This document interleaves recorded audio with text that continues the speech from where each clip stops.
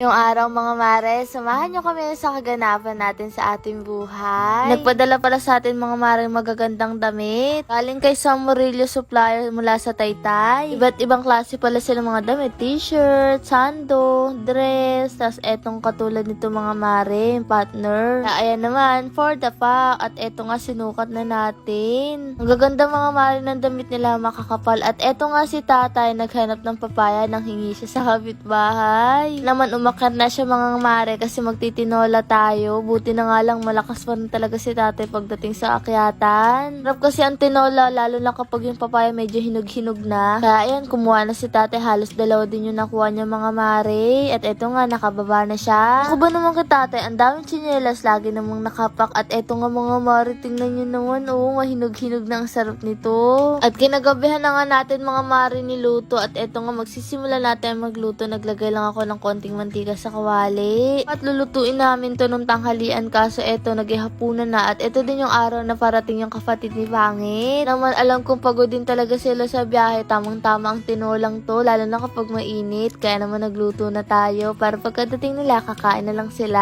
At ayun na nga nilagay ko na tong manok mga mare para maigisa ko na. Tiyak na mapaparami tayo nitong kain ng hapunan mga mare.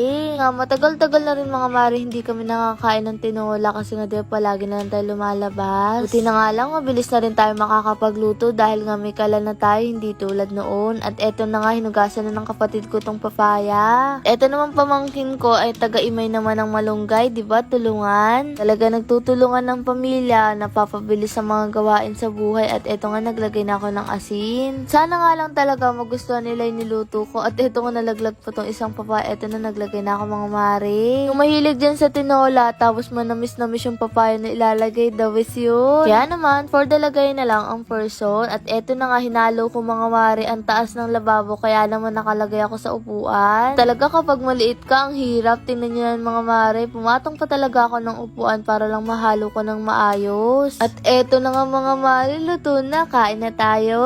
Na nga kumain si tatay kasi gutom na daw siya. Sabi ko, sige kasi mamaya pa rin darating sila Kuya Braille. Dahil nga hindi rin talaga biro ang biyahe mula Abra hanggang dito. Padagdag na nga rin ako ng okra sa kanang talong kasi paborito nila ang gulay. Tamang-tama sa itong pusit. At sa wakas nga mga mare, eto na sila at makakakain na rin ako kasi ang tagal ko rin nag-antay. Ito lang pala unang beses nila makakapunta sa Bulacan kaya nakakatuwa naman. Ito rin kasi ang unang beses natin makakasabay silang kumain dito. Nakakatuwa din na gusto nila yung niluto ko kasi madami silang nakain. Salamat naman. Hanggang dito na lang. Bukas ulit.